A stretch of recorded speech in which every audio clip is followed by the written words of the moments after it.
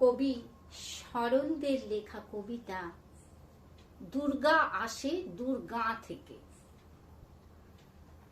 দুর্গা আসে দুর্গা থেকে, মাথায় নিয়ে ঝাঁকা, আলতারাঙা পা দুটি তার ধুলোই পড়ে ঢাকা। কাক ডাকা সেই ভোরের বেলা ঘুমের থেকে উঠে বেগমপুরের স্টেশনে ট্রেন ধরে সে ছুটে।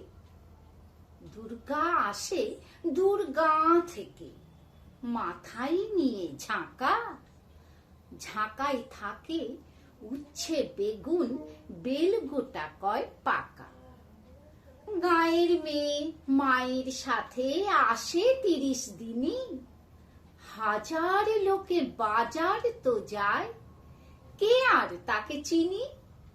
হাজার লোকে বাজার তো যায়, কে আর তাকে চিনি।